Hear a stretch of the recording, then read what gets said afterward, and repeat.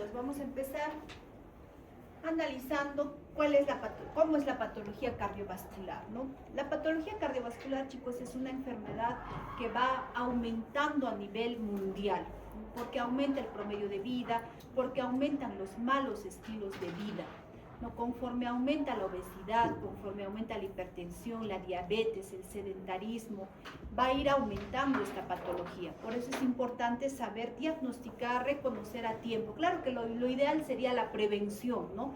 Ustedes que son alumnos, que son jovencitos, tienen que hacer la prevención en uno mismo y en nuestros familiares más cercanos.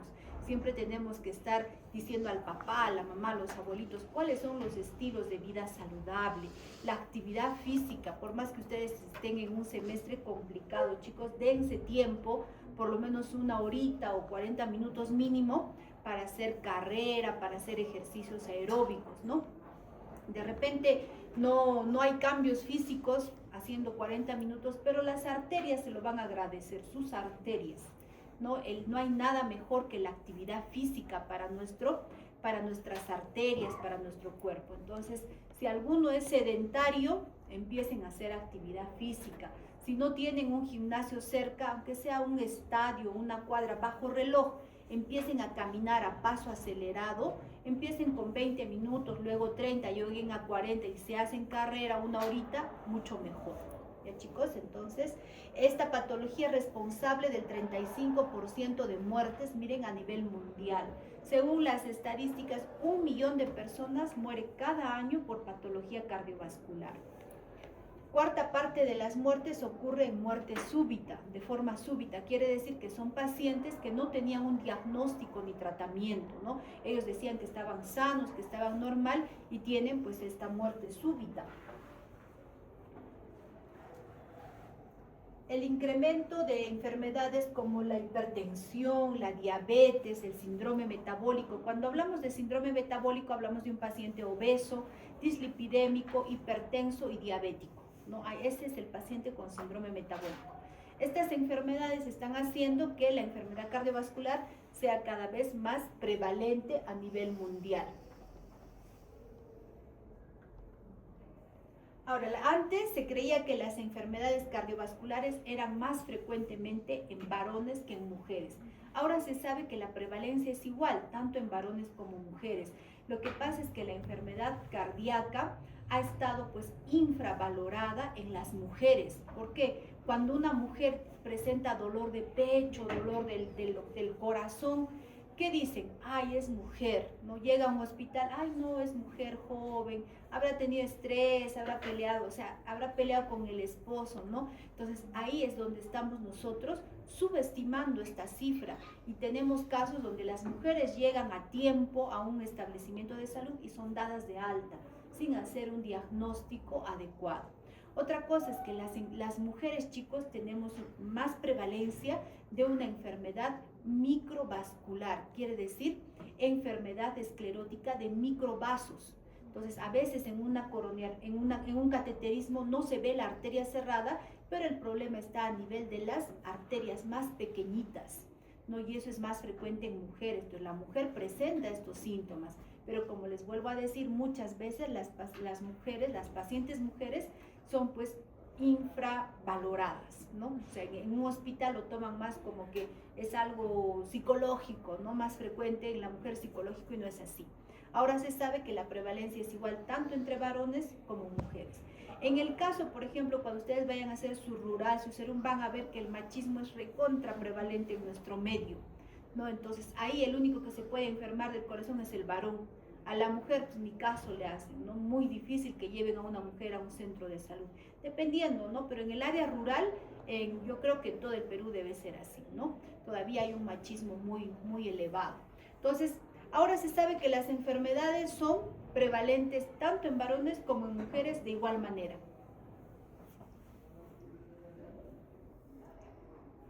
La obesidad, el síndrome metabólico son los que producen cada vez más estas enfermedades. Va asociada en mujeres, como les digo, con disfunción de la microcirculación de estas arterias más pequeñitas. Otra cosa, por ejemplo, la prueba de esfuerzo, que es una prueba que se hace en la caminadora o en la faja. Cuando ustedes rotan en mi consultorio ven que al lado hay una faja, ¿no? Entonces en esa faja se hace la prueba de esfuerzo. Es más inespecífica en la mujer que en el varón. O sea, en el varón podemos ver cambios electrocardiográficos, pero la mujer es diferente, chicos. La mujer tiene, por ejemplo, hay muchas mujeres que tienen un patrón femenino en el electrocardiograma. ¿Qué quiere decir? Que las ondas T son negativas desde B1 hasta B3, ¿no? Entonces, cuando es una mujer joven, muchas veces es un patrón femenino, una variante que se da en mujeres jóvenes. Por ejemplo, en este caso, si ya tiene las ondas T negativas, es más inespecífico hacerle una prueba de esfuerzo a esa paciente. Por eso también es que es más difícil llegar a un diagnóstico en una paciente mujer que en un paciente varón. Ahora, recordando los síntomas cardíacos, ¿no? Podemos tener síntomas, uno, por isquemia miocárdica. ¿Cuáles son esos síntomas? Cuando hablamos de angina. ¿Cómo es la angina? Es un dolor opresivo, retroesternal, es una sensación de ahogamiento. O sea, el paciente no nos va a decir con un dedito, me duele acá o me punza. No, ese dolor punzante no es dolor anginoso. El dolor anginoso es opresivo, es inespecífico. El paciente nos puede decir como que se ha atragantado con un pedazo de carne o como si se le hubiera parado una persona en el pecho, ¿no? Una sensación de pesantez, de acalambramiento, que pues es de gran intensidad. Cuando el dolor es realmente importante, chicos, tenemos reflejos vagales. O sea, el paciente se pone pálido, sudoroso, ¿no? No es un paciente pues, que tiene buena coloración, está tranquilo, me dice, me duele, probablemente sea un dolor muscular, un dolor óseo, etc., ¿no? Pero el dolor anginoso tiene sus características. El paciente se pone pálido, diaforético, a veces empiezan a vomitar, por eso es que muchos pacientes con angina también son tratados como si tuvieran una gastritis, un dolor tipo ulceroso, ¿no? Hemos tenido casos, lo vemos frecuentemente en la emergencia, pacientes que llegan con un dolor epigástrico muy importante, tienen sensación de eructar pero no pueden, tienen dolor en el pecho, ¿no? Vomitan, están sudorosos y los pacientes, pues, los médicos le ponen su omeprazol, que un poquito le puede mejorar, pero persiste el dolor, ¿no? Entonces ahí les hacen los exámenes y vemos que el paciente está teniendo un infarto, por ejemplo, ¿no? Entonces es un dolor inespecífico, es un dolor opresivo, retroesternal, que se va a producir, ¿por qué? Se produce porque en las arterias se presentan estas placas ateroscleróticas, así como han visto el sarro en las cañerías, cómo se va juntando. La placa aterosclerótica es igual, chicos, cuando hay colesterol elevado, triglicéridos elevados, cuando el paciente fuma, es sedentario, es obeso, hipertenso, diabético, se va formando esta placa aterosclerótica por un proceso de disfunción endotelial que lo vamos a ver en su debido momento y se llena de placa, miren, las arterias. A la larga, ¿qué hace esta placa? En algún momento llega a obstruir la luz del vaso. Se obstruye la luz del vaso. Cuando el paciente necesita hacer actividad física o tiene un estrés emocional, necesita mayor cantidad de sangre hacia el corazón, pero como la luz está estrecha, no llega a adecuada cantidad. Entonces, ¿qué hace el paciente? Dolor, el dolor anginoso. Ahora, ¿qué pasa si esta placa se rompe? Porque es una plaquita de colesterol. Se rompe y se va formando un trombo, un coágulo que obstruye la luz del vaso y nos produce el infarto miocárdico. Entonces, ahí vamos a tener en el paciente síntomas por isquemia miocárdica. También vamos a tener trastornos de función de bomba. Son los síntomas que tiene el paciente cuando tiene insuficiencia cardíaca. Los síntomas de insuficiencia cardíaca, chicos, son muy fácil de reconocer, ¿no? Incluso un personal que no es médico, pero que está en constante, por ejemplo, un personal técnico, sabe reconocer una falla cardíaca, no porque haya estudiado, sino porque el paciente pues llega disneico, ¿no? Le falta aire, está agitado, está edematizado, el paciente no puede ni dar un paso, que se agita, le falta aire, ¿no? Entonces son síntomas de la función de bomba. Los otros síntomas son por obstrucción al flujo sanguíneo. ¿Cuándo hay obstrucción del flujo sanguíneo? Cuando hay esa válvula, por ejemplo, que no se abre adecuadamente, por ejemplo, una estenosis aórtica, ¿no? Si la válvula aórtica no se abre bien, el paciente generalmente presenta síncope, no puede presentar dolor, puede presentar disnea, etcétera, ¿no? Esos son los síntomas por obstrucción del flujo sanguíneo. Y los otros síntomas son por trastornos del ritmo, o sea, cuando el paciente tiene arritmias, tanto taquiarritmias como bradiarritmias. Si tiene taquiarritmias, ¿qué va a presentar el paciente? Sensación de palpitaciones rápidas, ¿no? El paciente puede decir que está agitado porque siente que su corazón palpita rápidamente. Si son bradiarritmias, el paciente puede presentar síncope. Si está con un bloqueo completo, el paciente pues tiene pérdida de la conciencia, puede tener mareos, puede tener alteración o trastorno del sensorio, por ejemplo. Entonces, como ven, los síntomas cardíacos se van a clasificar en cuatro tipos, ¿no? Por cardiopatía isquémica, por trastornos en la función de bomba, por obstrucción al flujo y por trastornos del ritmo. Entonces, por estas cuatro causas se clasifican los síntomas cardíacos.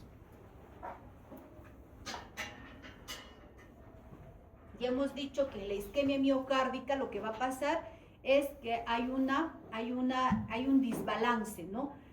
Necesita más sangre el miocardio, o sea, tiene mayor demanda, pero hay menos oferta. ¿Por qué? Porque las arterias están cerradas.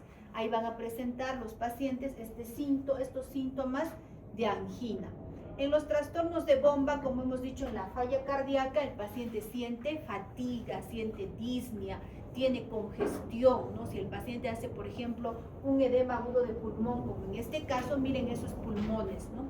Miren, el corazón es grande, dilatado, pero miren los campos pulmonares, están llenos de agua. Entonces, esta es una placa radiográfica de un edema agudo de pulmón. Si el paciente está en edema agudo de pulmón, les aseguro que no va a ser un paciente que llega a la emergencia tranquilo, es un paciente que le falta aire, no tolera el decúbito. Ustedes nada más ponen el oído al lado del pecho del paciente y van a escuchar así como las burbujas. No sé si alguna vez han lavado su ropa con detergente, al poner el agua, las burbujas empiezan a hacer un sonido. Ese mismo sonido hacen los pacientes que tienen edema agudo de pulmón, porque el pulmón está lleno de agua. Si no lo tratamos en ese momento, este paciente va a morir. Ustedes solo tienen que poner el oído al lado del paciente, ni siquiera tan cerca, y van a escuchar esas burbujas, cómo crepita ese pulmón, ¿no? Entonces esto ya es una emergencia, porque si no lo tratamos a tiempo, el paciente pues va a fallecer, ¿no? Entonces, ahora, también vamos a ver al paciente congestionado, o sea, lleno de líquido, puede tener edema de miembros inferiores. Y la obstrucción al flujo sanguíneo, ya les he comentado que puede haber síncope, angina, disnea, hipotensión, ¿no? Entonces, recordando los síntomas, la disnea, la dificultad para respirar, el dolor torácico. Causas de dolor torácico, hay muchas causas, chicos, ¿no? Puede haber causas que pongan en peligro la vida del paciente y causas que no pongan en peligro la vida del paciente. ¿Cuáles ponen en riesgo la vida del paciente? Por ejemplo, si es un dolor torácico por un infarto miocárdico, por una disección aórtica, por un tromboembolismo pulmonar, pone en riesgo la vida del paciente. Rotura esofágica pone en riesgo la vida del paciente. Pero hay otras causas, por ejemplo, una neumonía, por ejemplo, una costocondritis, un dolor muscular. La costocondritis es un dolor frecuente en personas jóvenes que se presenta por alguna actividad física, algún cambio de temperatura, y el dolor es fastidioso, les duele realmente, pero tiene la característica que cuando toman aire, o sea, hacen una inspiración forzada, el dolor se incrementa, o sea, es un dolor pues muscular, ¿no? También puede haber dolores por una pericarditis, puede haber también dolor por contractura muscular, etcétera, ¿no? O sea, las causas son múltiples y hay las que ponen en riesgo la vida y las que no ponen en riesgo la vida del paciente. La disnea, que tiene variantes, por ejemplo, la disnea paroxística nocturna. ¿Qué es la disnea paroxística nocturna? Esta es una disnea más patognomónica de la cardiopatía cardíaca, porque disnea puede ser de origen respiratorio, ¿no es cierto? Tiene dificultad para respirar, por ejemplo, un paciente con neumonía puede ser, pero la disnea paroxística nocturna es esa disnea que el paciente se acuesta tranquilo, ¿no? Pero después de estar unas horas echado, empieza a presentar la dificultad respiratoria. ¿Qué hace el paciente? Tiene que sentarse, tiene que abrir las puertas, las ventanas, porque siente que se ahoga.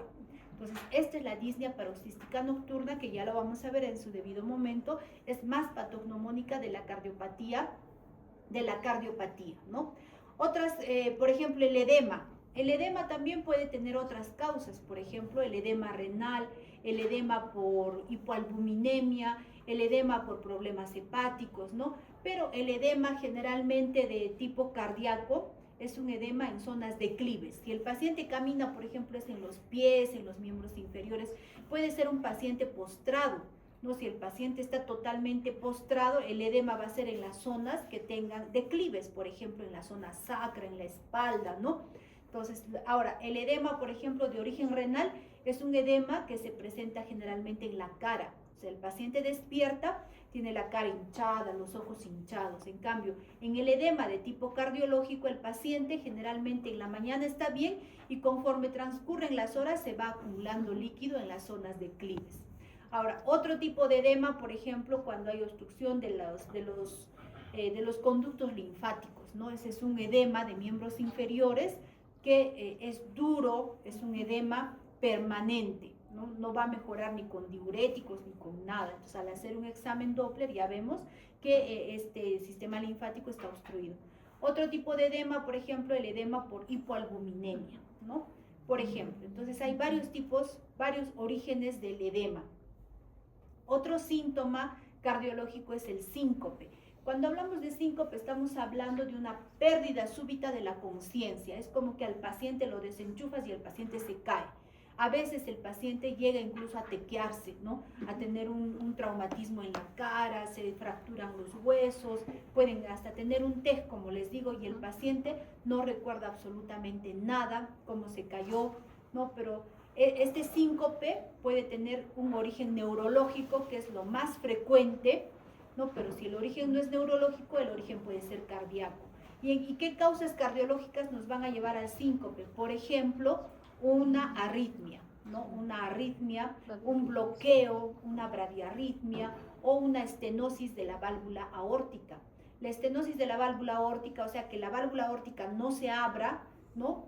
La aorta es la que conduce pues toda la sangre del ventrículo izquierdo hacia la circulación sistémica. ¿Qué pasa si esa aorta está cerrada? O sea, está estenosada. No hay por donde pase la sangre, llega a mínimas cantidades, ¿no? Entonces ahí el paciente puede presentar síncope. Entonces son síntomas que hay que saber reconocer en nuestros pacientes cardiológicos.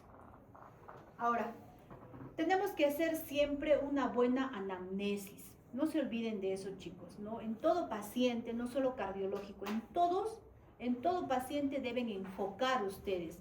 No verlo y empezar a pedir exámenes auxiliares como loco. No, eso no es hacer medicina y eso los va a llevar a que vayan pensando en diagnósticos errados. Lo primero es preguntar al paciente el tiempo de enfermedad, signos y síntomas principales, ¿no? Los antecedentes que tiene el paciente, antecedentes personales, antecedentes familiares. En cardiopatía isquémica, por ejemplo, es importante preguntar si tiene familiares tipo padre, madre, si murieron de infarto, ¿no? A qué edad se produjo el infarto en el papá, en la mamá.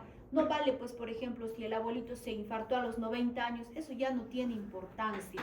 No, si es en varones tiene que ser antes de los 60 años, si es en mujeres antes de los 50 años para que tenga alguna importancia en los antecedentes familiares. Si ya mueren de muy viejitos, eso es porque ya pues es el cauce de alguna enfermedad, ¿no? Entonces es importante hacer una buena anamnesis, signos y síntomas. Tienen ustedes que agrupar por síndromes. ¿Qué síndrome tiene este paciente? ¿Qué síndromes tiene el paciente? En cuanto al examen físico, como les vuelvo a repetir, lo más importante en cardiología es la auscultación, que vamos a ver más adelante. Reconocer el primer ruido, segundo ruido, tercer ruido, cuarto ruido. Reconocer si es soplo, si es frote, ¿no? ¿Y cómo lo van a hacer? Auscultando. Primero yo les sugiero, auscúltense a ustedes mismos. A ver, ahora en la noche cojan su estetoscopio y empiecen a escuchar su corazoncito. Entonces, ustedes mismos se pueden palpar también el pulso, puede ser el pulso radial o el pulso carotidio, ¿no? Y el ruido que coincide con el pulso, ese es sistólico, y el que no coincide es diastólico. Entonces, van ustedes entrenando el oído para saber si es un ruido sistólico o un ruido diastólico. Igual, cuando vean a los pacientes en la práctica, si yo les digo, acá este paciente tiene un soplo en tal foco, no solo ausculten, pálpenle el pulso y corroboren si ese soplo están escuchando en sístole o en diástole. ¿Cuándo es en sístole? Cuando coincide con el pulso que ustedes están palpando, ¿no? Entonces, esa es una manera de que ustedes vayan entrenando el oído, porque recién están empezando. Entonces, es importante la auscultación, como les digo, de los ruidos cardíacos, de los soplos. Ahora, lo ideal pues es auscultar a un paciente totalmente desnudo, el dorso, ¿no? De la cintura para arriba, una habitación silenciosa, el paciente debe estar sentado o echado, pero van a ver que las condiciones no es así, pues, ¿no? Por el frío, el paciente con las justas, puedes meterle por acá el estetoscopio, bien difícil que un paciente quiera quitarse la ropa, ni varón ni mujer, sobre todo por el clima, ¿no? Entonces ustedes tienen que, cuando yo les digo ausculto, pongan en el foco aórtico, pongan en el foco pulmonar, en el foco mitral, en el tricuspidio, en el accesorio pulmonar, y si encuentran un soplo, palpen el pulso. No es para que se demoren pues tampoco 10 minutos, ¿no? Pero háganlo adecuadamente, aprovechen cuando están auscultando a un paciente. Los exámenes que nos van a ayudar a llegar al diagnóstico, el electrocardiograma. Como les vuelvo a decir, sobre todo es importante en la cardiopatía isquémica. El electrocardiograma nos va a evidenciar un infarto, una lesión, una isquemia, una necrosis, etc. Una simple placa de tórax nos va a ayudar. Por ejemplo, cuando el paciente esté en falla cardíaca, una simple placa de tórax te va a ayudar al diagnóstico porque vamos a tener un corazón grande, vamos a tener edema agudo de pulmón o un pulmón congestionado con líneas B de Kerley o derrame pericárdico o derrame pulmonar, etcétera, ¿no? Una placa de tórax. La ecocardiografía, chicos, también van a ver que es un examen que cada vez está más disponible en todos los hospitales y que nos aporta mucho, ¿no? En lo que son congénitas, valvulares, nos aporta en lo que es, por ejemplo, un taponamiento, un derrame, etc. Otros exámenes, por ejemplo, la prueba de esfuerzo, que es caminar en la faja, ¿no? Mientras va caminando el paciente. ¿Y en quiénes tenemos que hacer una prueba de esfuerzo? Por ejemplo, hay pacientes que nos dicen, me duele el pecho cuando subo una cuesta, pero cuando camino recto no me duele, ¿no? Entonces, ¿por qué? Porque cuando sube una cuesta el paciente, sus necesidades metabólicas de oxígeno aumentan. Entonces yo le hago tomar un electrocardiograma, el paciente va a estar echado, ¿no es cierto? Van a ser segundos. Ahí no puedo saber si realmente este paciente está presentando cambios electrocardiográficos en la actividad física. Para eso es la prueba de esfuerzo. Ponemos los electrodos en el corazón del paciente, ¿no? Vemos en el monitor el electrocardiograma y el paciente empieza a caminar, de acuerdo a protocolos que ya tenemos establecidos, de acuerdo a la edad, a la patología del paciente. Entonces, ¿qué pasa? Tenemos un electrocardiograma de base, cómo empieza el paciente en reposo, y vemos que durante la actividad física, si hay cambios electrocardiográficos. Vamos preguntando si el paciente va teniendo dolor, porque él ha dicho que cuando camina le duele, ¿no? Entonces, la prueba de esfuerzo sube. No es una faja totalmente plana. Vamos en un protocolo que se hace cada vez más rápido y también lo que es la pendiente va subiendo, como si el paciente estaría caminando cuesta arriba. Entonces ahí vamos a ver si realmente el paciente tiene esta molestia por una isquemia, vamos a ver cambios electrocardiográficos. También vamos a ver cómo va subiendo su presión arterial, cómo va subiendo su frecuencia cardíaca, ¿no? Entonces, la prueba de esfuerzo. Ahora, ¿qué pasa si es un paciente, por ejemplo, que no tiene una pierna, ¿no? Y tiene este síntoma? No puede hacer prueba de esfuerzo, pero tenemos el ecoestrés. ¿Qué es el ecoestrés? Hacemos una ecografía mientras le vamos pasando una infusión, por ejemplo, de dobutamina al paciente, que hace que el corazón empiece a trabajar de manera rápida. Entonces ahí vamos haciendo la ecografía, la ecocardiografía, mientras el corazón se acelera, como si el paciente estaría corriendo, y le vamos viendo los trastornos de la motilidad, por ejemplo. Otras pruebas mucho más específicas son, por ejemplo, la perfusión miocárdica que usamos en pacientes que es un tipo de es cardiología nuclear, ¿no? Donde irradiamos sustancias radioactivas al paciente y vemos la captación para ver si hay un miocardio atontado, hibernado, si hay un miocardio que se ha necrosado, etc. Pero esas son pruebas ya mucho más de especialidad, ¿no? Podemos usar lo que es la tomografía, la angioresonancia, la resonancia cardíaca, que cada vez tiene mayor valor en lo que es cardiología. Otros exámenes, por ejemplo, el cateterismo. ¿Qué es el cateterismo? Es cuando un paciente tiene, por ejemplo, un infarto miocárdico, un ST elevado o un ST no elevado de alto riesgo, entra a una sala de radioscopía y vemos cómo se pintan, ¿no? Con una sustancia vemos cómo se pintan las arterias, en qué nivel está obstruido, para ver si necesita colocación de un stent o si el paciente necesita una angioplastía, por ejemplo. Ahora es frecuente que el paciente cuando está así en reposo esté asintomático, ¿no? Porque el paciente, pues, su corazón no necesita mayor consumo de oxígeno. Entonces el paciente está en reposo, está asintomático. Pero a ver, hazle subir al segundo piso, ahí empieza el dolor. Y esa es una característica del dolor tipo cardiológico isquémico. Es importante preguntarle al paciente, cuando tú juegas fútbol, ¿te duele el pecho? No, no me duele, pero me duele cuando me voy a dormir. Entonces, allá tú vas pensando que no tiene un origen isquémico, ¿no? En cambio, el paciente con origen isquémico, cuando está echado, está feliz, pero empieza a hacer actividad física o hay un estrés emocional, ahí empieza el dolor. O hay aumento de las necesidades metabólicas, por ejemplo, una infección, o por ejemplo, el paciente que tiene un hipertiroidismo agregado, etcétera, ¿no? Entonces, ahí puede haber aumento de los síntomas. Entonces, en reposo el paciente está asintomático, pero cuando hace actividad física empiezan las molestias, ¿no? La presión arterial. En cuanto al examen físico, es muy importante que ustedes sepan tomar la presión arterial, ¿no? ¿Cómo deben tomar la presión? El paciente tiene que estar sentado, tiene que estar con los pies no colgando, sino pisando sobre una superficie dura. El brazo, generalmente hay una diferencia de 10 milímetros de mercurio, hasta de 10, ¿no? Entre el brazo derecho y el brazo izquierdo. Lo más frecuente es que sea más alto en el brazo derecho. Entonces, por eso tomamos la presión más alta. Entonces, el brazo tiene que estar no así flotando en el aire, no tiene que estar sobre una superficie dura, una superficie plana. Colocan el brazalete a 2 centímetros de la flexura del codo, ¿no? Y luego tienen que ir insuflando, palpando el pulso. Generalmente tocan el pulso radial.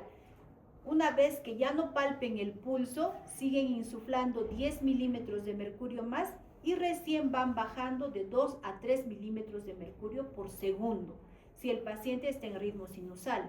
Si está en fibrilación auricular, un poquito más lento. Entonces, recordemos también que tenemos los ruidos de Korokov, ¿no?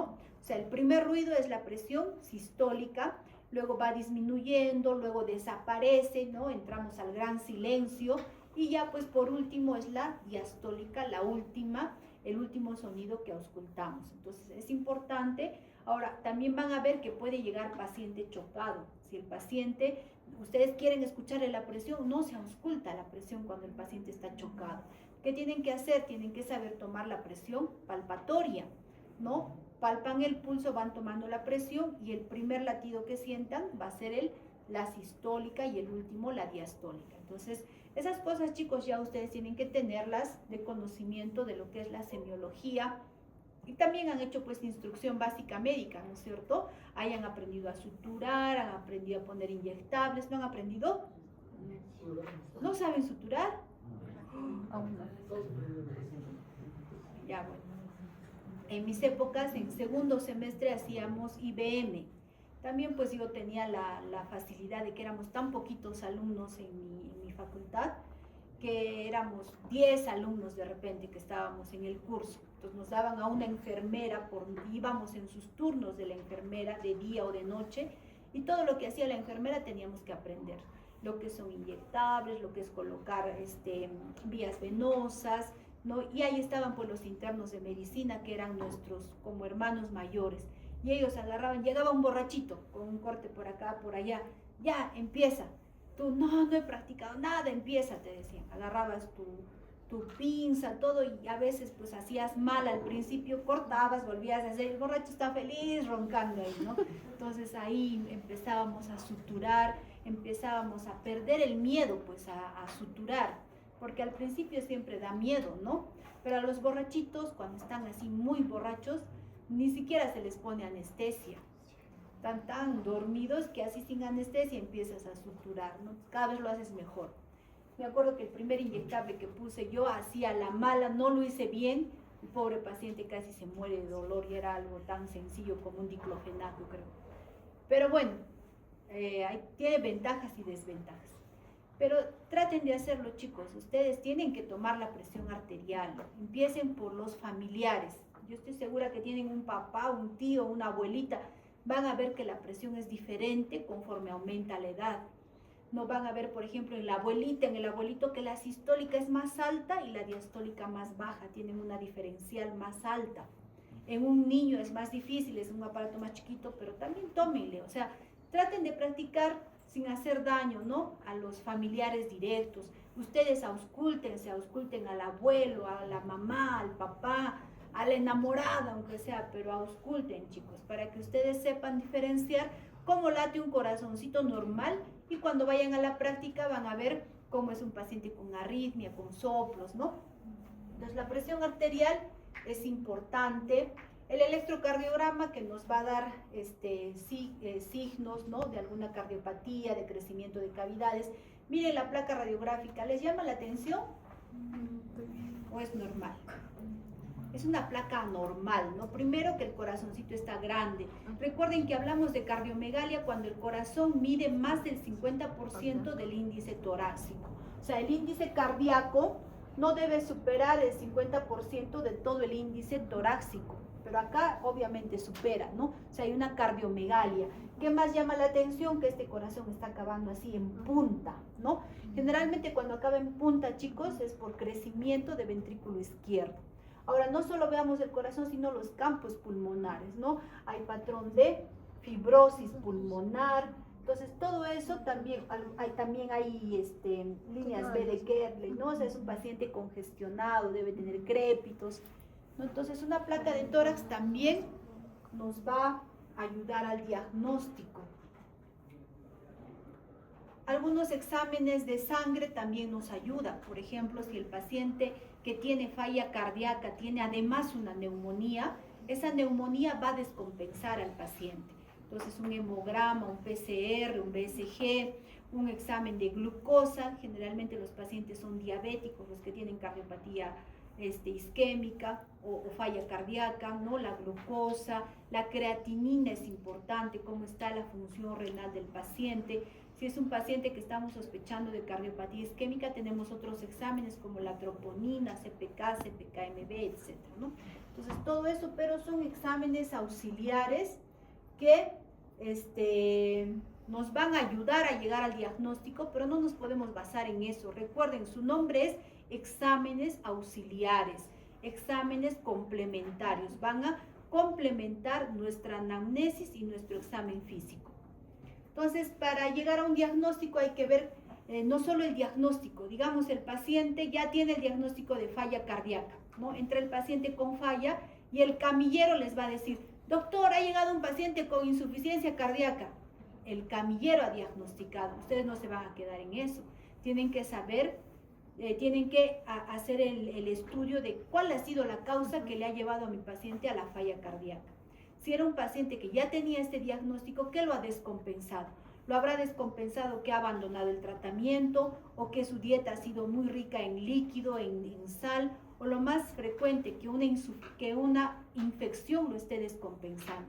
Puede ser una infección respiratoria, puede ser una infección gástrica, una urinaria, pero alguna infección lo está descompensando a mi paciente. Entonces tienen que ver cuál ha sido la etiología de la enfermedad o de la descompensación. Si hay anormalidades anatómicas, para eso tenemos los exámenes auxiliares. Si hay anormalidades fisiológicas, y cuál es la capacidad funcional del paciente. No es igual el paciente que entra caminando que un paciente en silla de ruedas o en una camilla, ¿no es cierto? Entonces es importante valorar y hacer una determinada clasificación de la disnea.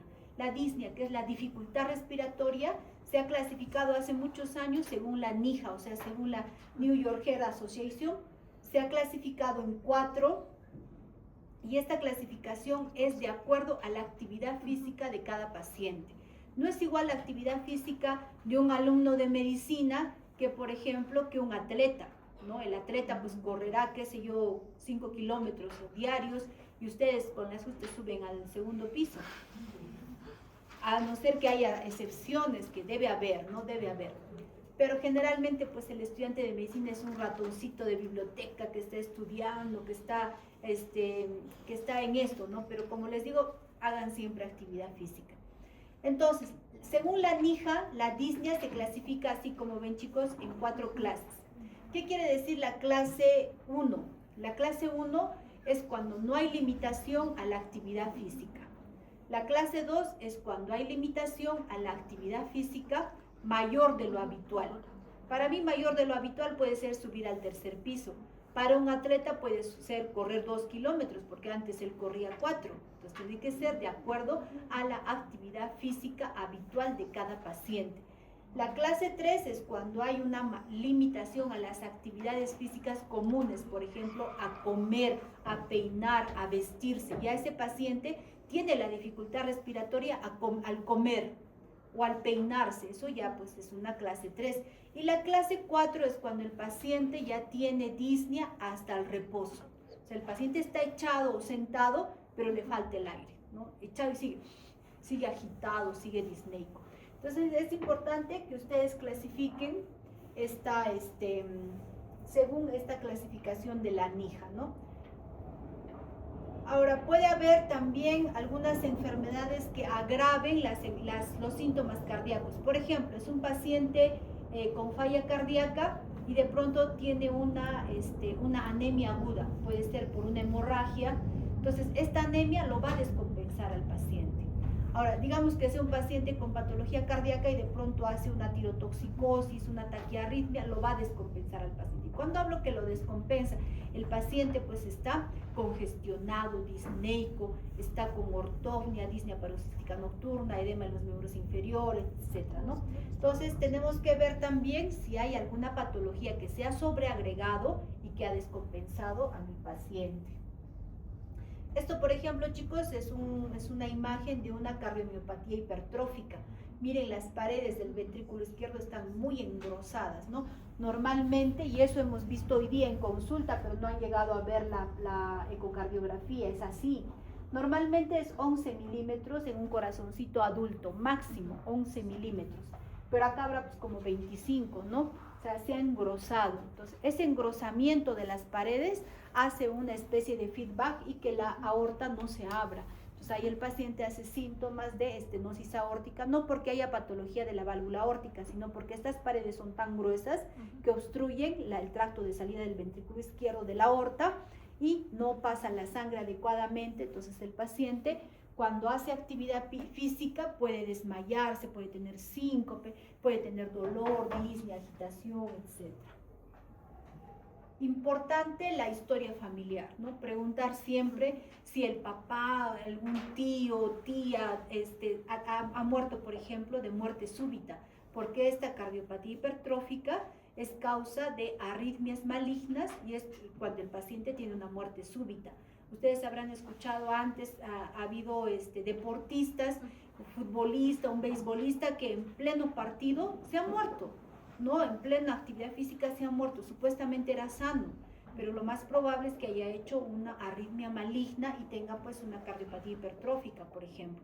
Por eso es que ahora las academias de los deportes, ¿no? De fútbol, o para que una persona entre a una competencia, les piden una evaluación cardiológica, ¿no? Por ejemplo, yo hago la evaluación de los clubes del Cienciano, del Garcilaso, ¿no? Entonces estos son personas jóvenes, pero sí o sí ahora los clubes piden una evaluación cardiológica porque se ha dado muerte súbita, por ejemplo, en pacientes que eran totalmente asintomáticos hasta ese día, ¿no? Ahora hay otras patologías, por ejemplo, el pectum excavatum, que han visto ayer, los que han rotado, ¿no? Conmigo ayer, un niñito que tenía el pecho bien excavado, ¿no? El tórax. Entonces, acá también podemos ver si es parte de una patología o de un síndrome, por ejemplo, como el síndrome de Marfan. Ah, ya se está yendo el doctor Montesino. Ya, chicos, nos quedamos acá, ¿ya? Si no, me voy a ir en combi, voy a llegar no sé a qué hora.